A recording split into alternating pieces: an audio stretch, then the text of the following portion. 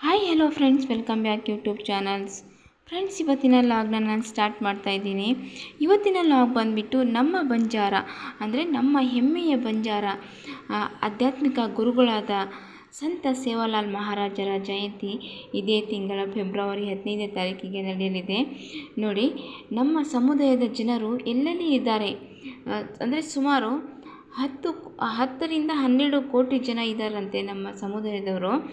So ಎಷ್ಟು ಜನ ಇದ್ದಾರೆ ಅಷ್ಟು ಜನ ಕೂಡ ನಮ್ಮ ಬಂಜಾರದ ಸಮುದಾಯದ ಆಧ್ಯಾತ್ಮಿಕ ಗುರುಗಳಾದ ಸಂತ ಸೇವಾಲಾಲ್ ಮಹಾರಾಜರ ಜಯಂತಿಯನ್ನು ಫೆಬ್ರವರಿ 15ನೇ ತಾರೀಕಿಗೆ ಅದ್ಧೂರಿಯಾಗಿ ಆಚರಣೆ ಮಾಡ್ತಾರೆ. ನೋಡಿ, ಸೇವಾಲಾಲ್ ಮಹಾರಾಜರು 15 ಫೆಬ್ರವರಿ 1739ರಲ್ಲಿ ಜನಿಸಿದರು. ಸೇವಾಲಾಲ್ ಮಹಾರಾಜ ಒಬ್ಬ ಭಾರತೀಯ ಸಾಮಾಜಿಕ ಧಾರ್ಮಿಕ ಸುಧಾರಕ ಮತ್ತು ಸಮುದಾಯದ ನಾಯಕ, ನಮ್ಮ ಬಂಜಾರ ಸಮುದಾಯದ ನಾಯಕ. ಇವರನ್ನು ಗೋರ್ ಬಂಜಾರ ಸಮುದಾಯದವರು ಆಧ್ಯಾತ್ಮಿಕ ಗುರು ಎಂದು ಗುರುತಿಸಲಾಗುತ್ತದೆ. ನಮ್ಮ ಬಂಜಾರದ ಗುರುಗಳನ್ನು ನಾವು ಆಧ್ಯಾತ್ಮಿಕ ಗುರು ಎಂದು ಗೌರವಿಸುತ್ತೇವೆ. ಪ್ರತಿಯೊಂದು ತಂಡಗಳಲ್ಲಿ ಪ್ರತಿಯೊಂದು ನಮ್ಮ ಜನ ಎಲ್ಲೆಲ್ಲಿದ್ದಾರೆ ಅಲ್ಲಿ ಅವರ ದೇವಸ್ಥಾನವನ್ನು ನಿರ್ಮಿಸಿ ಪ್ರತಿಯೊಂದು ದಿನ ಅವರೊಂದು ಪೂಜೆಯಲ್ಲಿ ಪಾಲ್ಗೊಳ್ಳುತ್ತಾರೆ. ಪ್ರತಿ ಸೋಮವಾರ ಅವರನ್ನು ಹೆಸರು ಹೇಳಿ ಪ್ರತಿಯೊಂದು ಮನೆಯಲ್ಲಿ ದೀಪವನ್ನು ಆರಾಧಿಸುತ್ತಾರೆ. ನೋಡಿ, ಇವಾಗ ಸೇವಾಲಾಲ್ ಮಹಾರಾಜರ ಜಯಂತಿ ಪ್ರಯುಕ್ತ